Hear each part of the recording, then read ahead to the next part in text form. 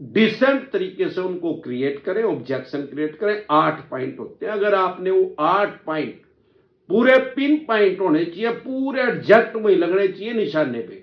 जब भी आप किसी भी तरह का लोन लेते हैं किसी भी बैंक एनबीएफसी कंपनी से, तो एक एग्रीमेंट एक्ट है हमारे देश में 1873 1873 में एक एग्रीमेंट एक्ट बना।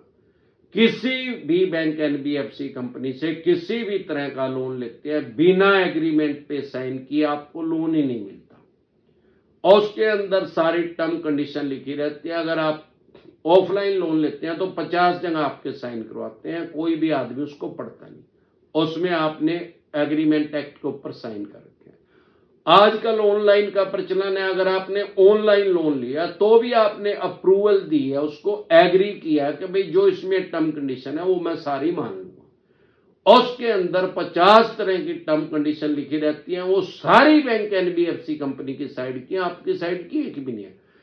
उसी के अंदर ये आर्बिट्रेशन का क्लोज है। भाई आपने अगर किसी भी टाइम जिस बैंक एनबीएफसी कंपनी से आप लोन ले रहे हैं, अगर आपने उसका पैसा नहीं दिया तो एक आर्बिट्रेटर नियुक्त किया जाएगा। वो दोनों पक्षों की बात सुनेगा और जो वो डिसीजन देगा, जो वो फैसला देगा, कानून की भाषा में उसको अवार्ड बोलते हैं, वो अवार्ड पास करेगा। दोनों पक्षों को मानना होगा, दोनों पार्टियों को मानना पड़ेगा। अब सवाल यह आता है कि आर्बिट्रेटर है कौन?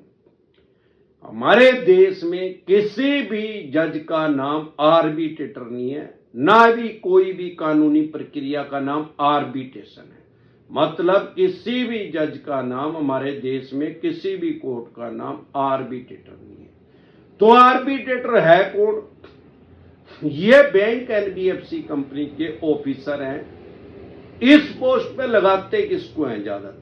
या तो रिटायर जज साहब को लगा लेते हैं, या किसी रिटायर गजेटेड ऑफिसर को लगा लेते हैं, या किसी सीनियर एडवोकेट को लगा लेते हैं। होते ये बैंक एनबीएफसी कंपनी के ऑफिसर हैं। अब आर्बिट्रेशन आपके ऊपर इंप्लीमेंट कैसे हुआ, लागू कैसे हुआ? भाई आपने एग्रीमेंट एक्ट के ऊपर साइन किए थे, आपने उनको अप्रूवल दी थी, तो आपके ऊपर एग्रीमेंट आर्बिट्रेशन एक्ट इंप्लीमेंट हो गया, लागू हो गया। लेकिन आर्बिट्रेशन एंड कंसोलिडेशन एक्ट ये नहीं कहता, कहीं भी उसमें ये बात नहीं लिखी हुई कि आपकी आर्बिट्रेशन की प्रक्रिया ऑनलाइन कर दें या किसी अदर स्टेट में कर दें। ज्यादातर ये अदर स्टेट में ही करते हैं। क्यों? वाई? आप दिल्ली रहते हैं, चेन्नई कर देंगे, चेन्नई रहते हैं तो दिल्ली कर देंगे। ये चाहते यही है कि आप उसको इग्नोर करें, उसको टेंड ही ना करें। 99% आदमी उसको इग्नोर करते, हल्के में लेते हैं, उसको टेंड ही नहीं करते। तो ये क्या करते हैं? ये वही चाहते हैं और वही आप कर ही रहे हो। उसको फिर डिसीजन, वन साइड डिसीजन दे देंगे, एक तरफा फैसला। कानून की भाषा में उसको अवार्ड बोलते हैं। लेकिन आजकल नया तरीका आ गया, भाई आर्बिट्रेशन की प्रक्रिया को ऑनलाइन कर देंगे, आपके पास लिंक भेज देंगे। अरे भाई, आर्बिट्रेशन एंड कंसोलिडेशन एक्ट 1996 में जब बना, तब तो हमारे देश में नेट का जन्म ही नहीं हुआ था। अब तो ऑनलाइन वो करेंगे कैसे? भाई जब जूम मीटिंग थोड़ी थी, जूम मीटिंग तो अब आई है, 1996 में थोड़ी आई।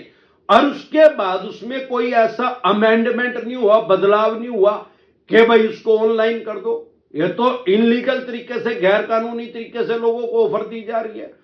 अब उसको आप एक्सेप्ट करें, माने या ना माने, आपकी मर्जी है। अब दिक्कत क्या है? लोगों को अपने राइट्स नहीं पता, अधिकार नहीं पता। भाई आजकल तो ऑनलाइन होने लगी, अब आजकल तो ऑनलाइन होगी, तो होने लगी, आजकल ना रिश्ते भी ऑनलाइन होने लग जाएंगे। बस फिर तो लड़का लड़की यूट्यूब पे, फेसबुक पे, जूम पे देख ले करेंगे, उसके घर जाने की जरूरत है? बेवकूफ बना रहे हैं पब्लिक को।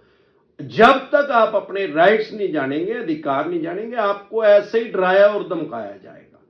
अब सवाल यह आता है कि आर्बिट्रेटर नियुक्त कौन करेगा? आर्बिट्रेशन एंड कंसोलिडेशन एक्ट 1996 के अंदर कहीं भी यह बात नहीं लिखी हुई कि वो बैंक एनबीएफसी कंपनी आर्बिट्रेटर देगा। आपकी मर्जी, आप खुद से आर्बिट्रेटर दे सकते हो, बैंक को बोल सकते हो भाई मैं ये आर्बिट्रेटर दे रहा हूं, ये पढ़ा लिखा आदमी है, ये जो डिसीजन देगा दोनों पक्षों की बात सुनेगा, ये जो डिसीजन देगा, और आप भी मान लेना, मैं भी मान लूंगा।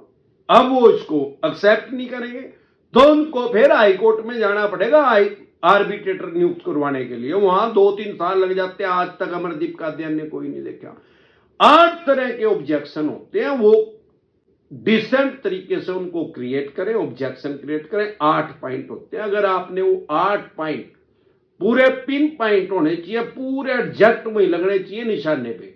जैसे अर्जुन का जो निशाना था, जो उसकी आंख थी, उसको सिर्फ मछली की आंख दिख रही थी और कुछ नहीं दिख रहा था। अब जब द्रोणाचार्य ने अपने शिष्यों को इकट्ठा किया, भाई एक मछली टांग दी मरी हुई पेड़ के ऊपर, भाई इसकी आंख पे तीर मारना है।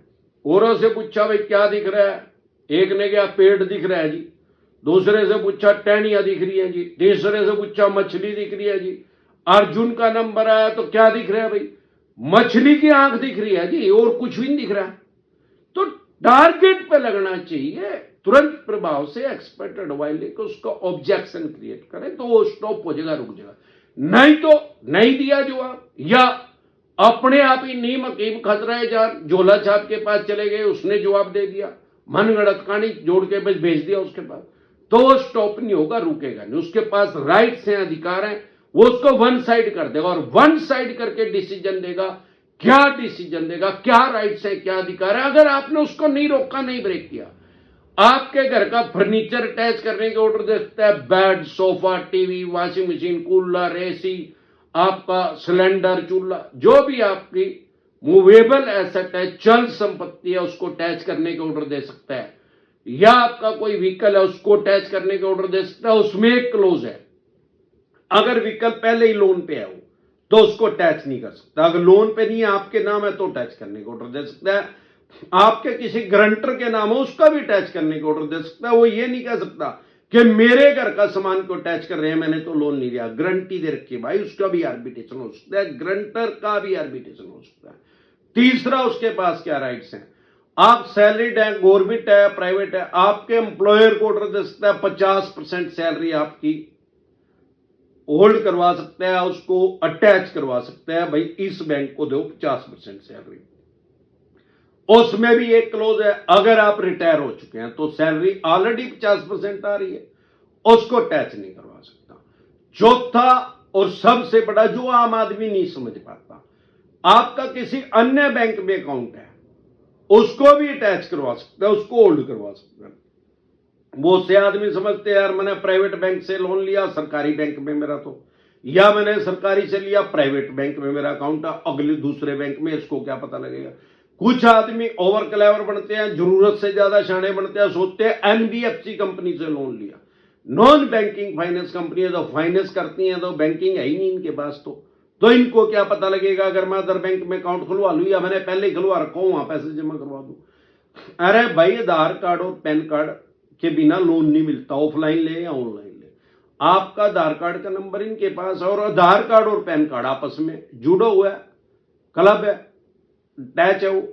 आपका आधार कार्ड नंबर डालेंगे, जन्म से लेके आज तक कितने आपके अकाउंट आज तक खुले हैं, कितने एक्टिवेट है, कितने डीएक्टिवेट हैं, आप कहीं भी खुलवा लेना सारे देश में, इनको विदिन 30 सेकंड के अंदर पता लग जाएगा, आधे मिनट के अंदर पता लग जाएगा इनको, और आर्बिट्रेशन की प्रक्रिया करके आपके अकाउंट को होल्ड कर सकते हैं। तो लेकिन ये काम कब कर सकते हैं भाई, जैसे कोरोना का किसी ने टिक्का नहीं लगवाया तो उसको कोरोना हो सकता है, अरे जिन्ना लगवा लिया बूस्टर डोज है, उसका घंटा कोरोना होएगा यार। तो अगर आपने उसका जवाब नहीं दिया तो ये सारी कार्रवाई कर सकते हैं। नहीं तो अगर आपने 8 पॉइंट का एक्सपर्ट एडवाइस लेकर उसका ऑब्जेक्शन क्रिएट कर दिया तो वो स्टॉप हो जाएगा, रुक जाएगा। प्रिवेंशन बेटर देन क्योर, इलाज से हमेशा परहेज बेहतर है। एक बार जोर से मिलकर नारा लगाएंगे, जय ससुराल।